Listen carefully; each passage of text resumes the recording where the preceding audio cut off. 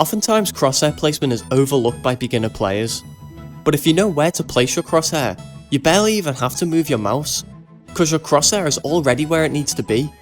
It reduces reaction time and adjustments needed during your aim duels, which in a game like Counter-Strike makes it 5 times easier to get kills.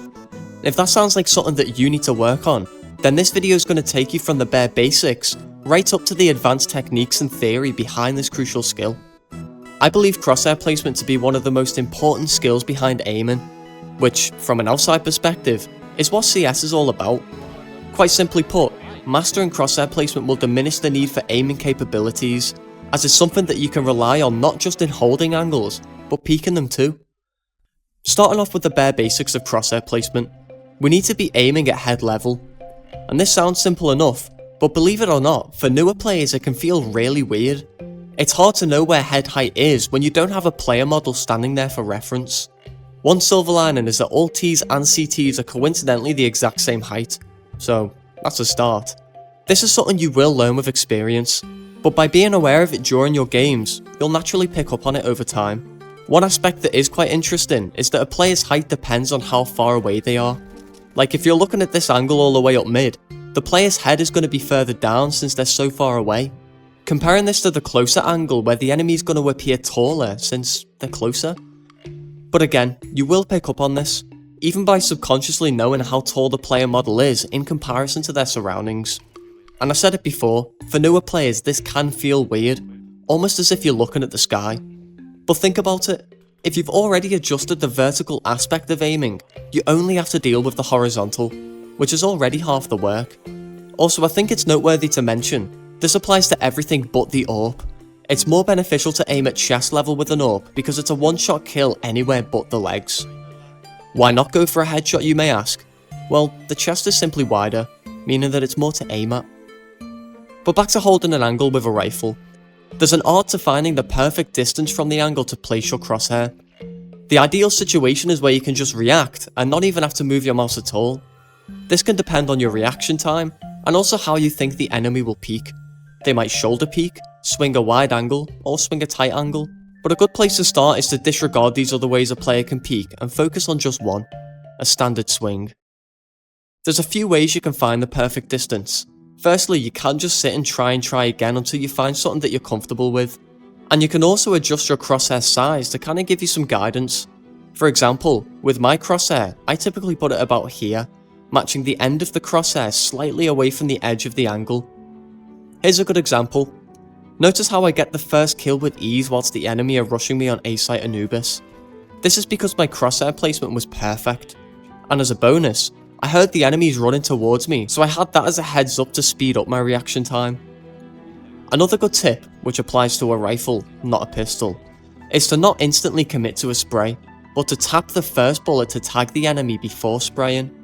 Because if you do miss that first shot, you're going to be controlling your spray whilst trying to catch up to the player's movement, and this is going to be a bit more tricky than just tapping the first bullet and then quickly correcting yourself before the commitment.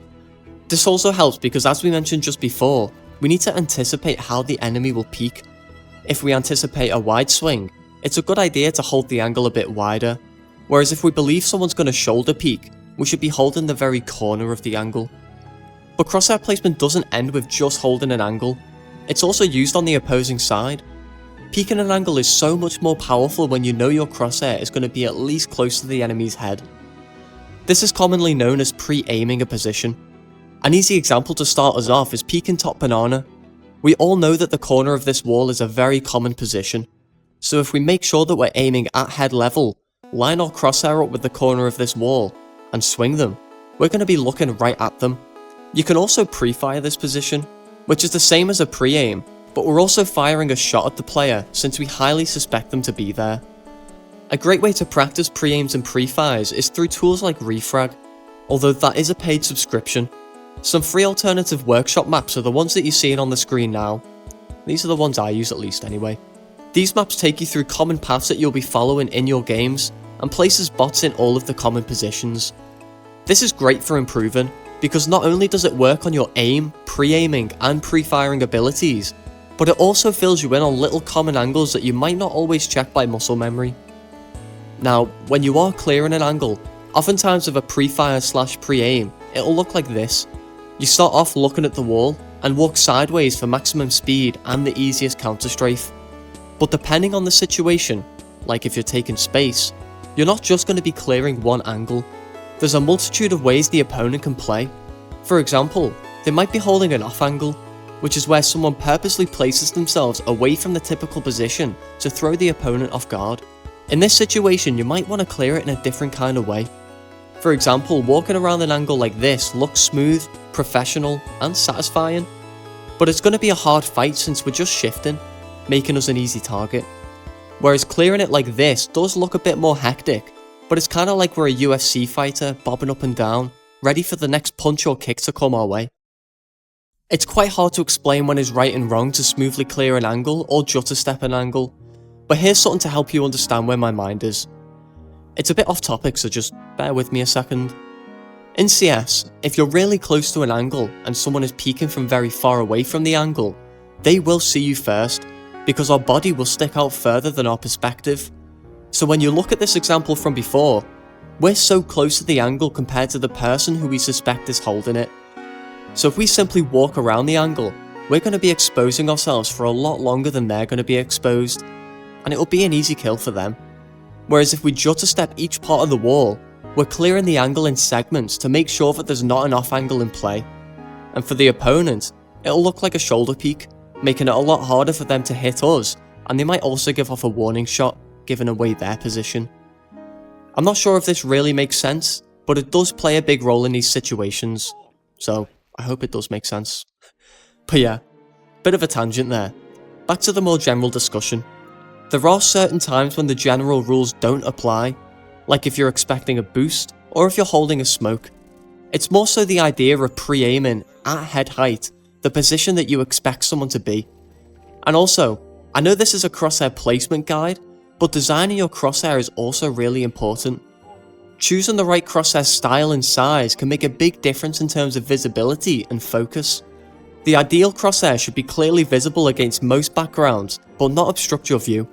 And not to bleed into more of an aim related topic, but working on your tracking ability will help in situations where you're mobile, but want to keep your crosshair focused on one angle.